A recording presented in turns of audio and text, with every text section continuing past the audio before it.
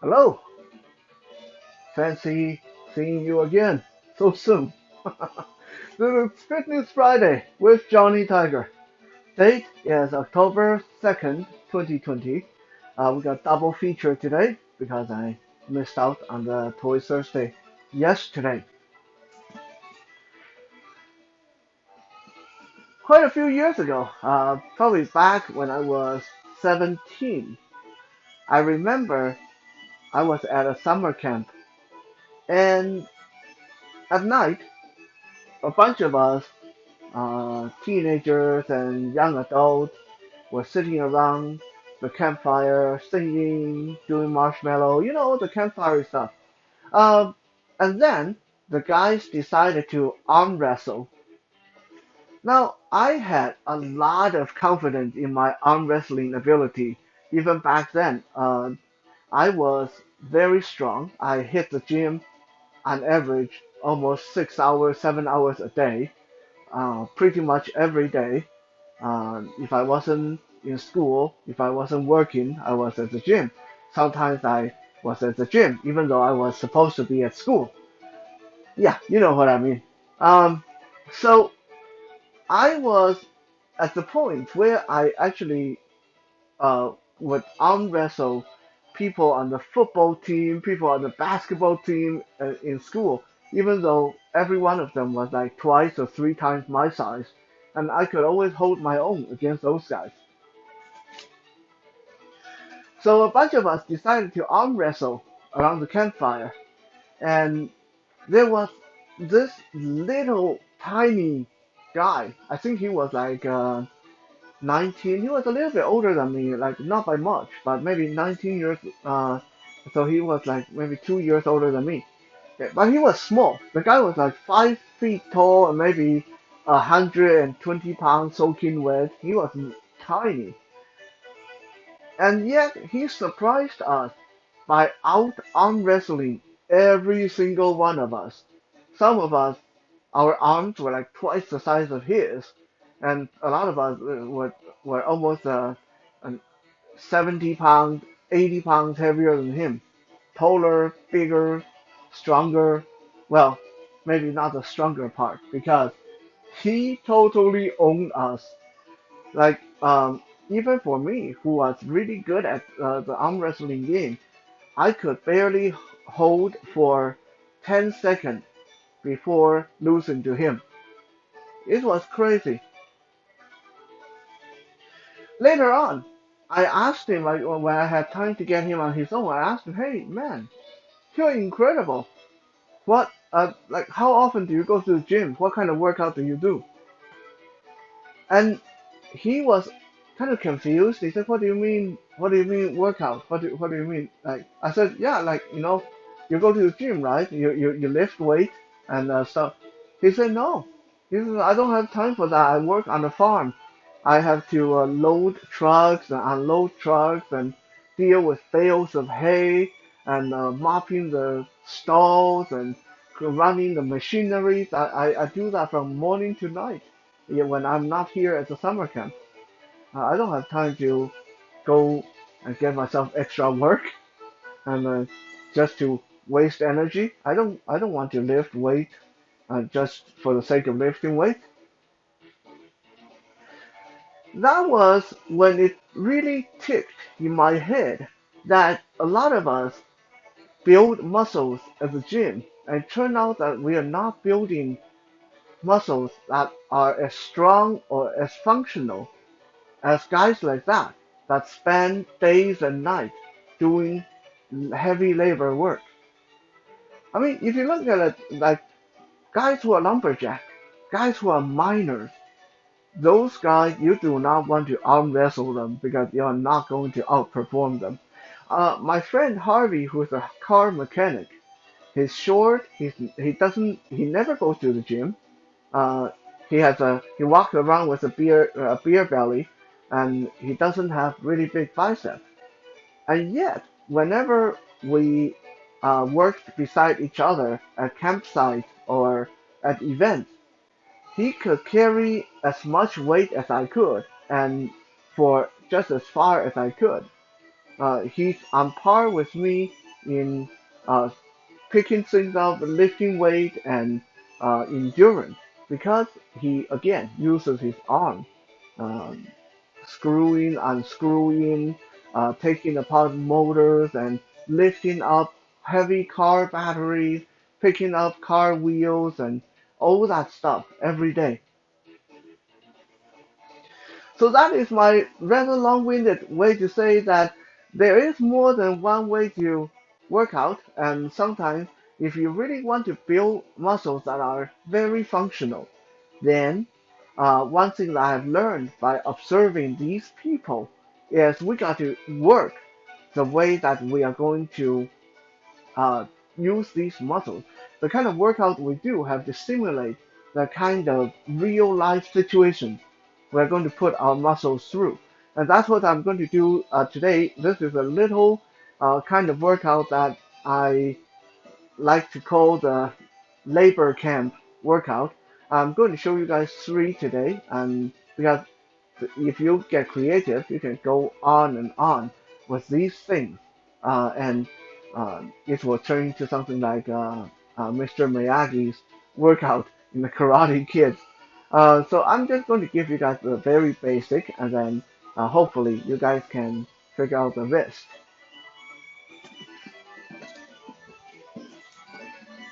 So like I said, we're simulating things that we would do for real. We're not going to just sit there and bicep curl, 10 reps and stuff like that. Well, that's not what we're going to do because you don't do that in real life. In real life, you don't just sit there and go through that motion repeatedly uh, um, for no reason and always carrying the same weight, always using the weight that were made to be lifted. That's not what we're aiming for today. Let me make sure the camera is still properly adjusted because I know I bumped the camera a little bit there. Anyway, if you guys can't see, let me know. So our first workout, here I am. I'm standing in front of a tall cabinet. This cabinet is about the same height, or maybe a couple inches shorter than me, but it's almost the same height as me. Okay, so I'm going to step away about a couple of feet away from the cabinet, so I can't just simply reach out and touch it. Right? I actually have to move towards it. Here I have this backpack. Okay, this is our weight. Uh, I loaded it up with little dumbbells and hand weights, but you can load it up with all kind of stuff, water bottle, can of food, or even a couple of pillows. It will do the trick, right? So standing out of arm's reach from the cabinet, uh, that is almost head height, we're going to bend down, grab our pack from the floor, lift it overhead, walk forward, put it on the cabinet, and then we're going to pick it up again take it from the top of the cabinet, walk back a few feet, put it down on the floor, and then we pick it up again, lift it overhead, walk forward, put it on the cabinet, and then we pick it up off the top of the cabinet, walk back, put it down, and then again pick it up overhead, walk forward, put it on the cabinet, pick it up off the cabinet, walk back, put it down. Okay, this backpack is only about 10 pounds. I only loaded it with 10 pounds, but even with that, only 3 reps, I'm already heating up. I'm feeling the effect already. Okay, so this is great. This is like honest work. You're putting something on the cabinet, you're taking it off, put it back on the floor, you're loading and unloading the shelf. That is exercise number one. Exercise number two. I'm going to use this crash mat to create a barrier, an obstacle in front of me. You don't have to use this. If you don't have it, okay, you can use a chair or a coffee table or something about knee height. Okay, something about knee height in front of you. Okay, so I'm going to again with my loaded backpack here. I'm going to start from my knee. I'm going to pick up the backpack to chest level. I'm going to reach forward and drop it to the other side of the barrier. And then for me to reach it, I have to now stand up, bend forward, grab the backpack from the other side of the barrier, bring it up, and then crouch down, put it back on this side. And then I pick it up again, chuck it across, so it lands on the other side, and I stand up, lean over, grab this, bring it back, chuck it on this side, and bring it up again to my chest, chuck it to the other side, stand up, lean forward, grab it, bring it back to this side. Okay? Just bring it from one side of the barrier to the other. Or go from kneeling or crouching, pick it up to our chest, chuck it across, stand up, lean forward so we can reach it, pick it up, and bring it back to our side. Nice, honest working condition, hard labor.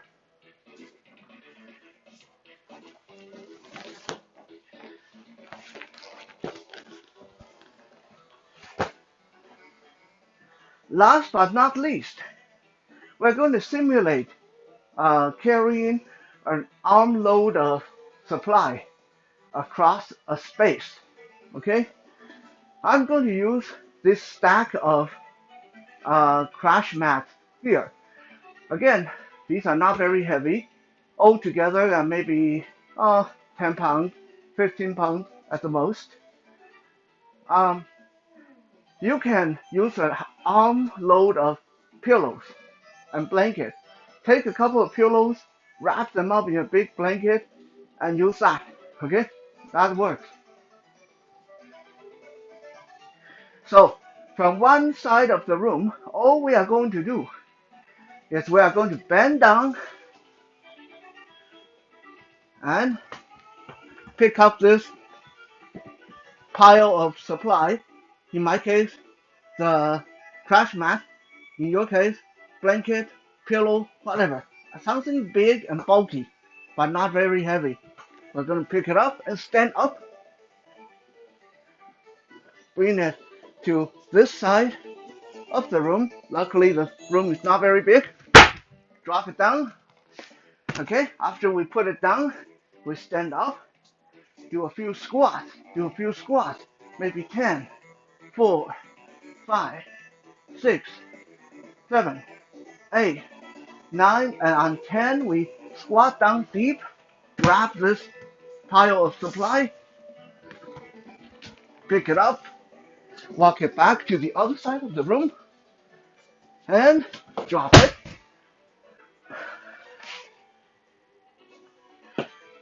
And after you drop it, you want to do more squats. 1, 2, 3, 4, 5, 6, 7, 8, 9, 10. And then we pick it up again, squat down, pick up our pile of supply, walk it to the other side of the room, and drop it down. Yeah. Woo. As you can see, just this 3 simple movements with household items. If you do 10 reps, 20 reps, you got yourself a great workout, man. And like I said, feel free to get creative and feel free to share any new one you come up with. Thank you for checking out today's Fitness Friday. We'll be back again tomorrow for Survival Saturday. For now, Have a good night, and see you guys later.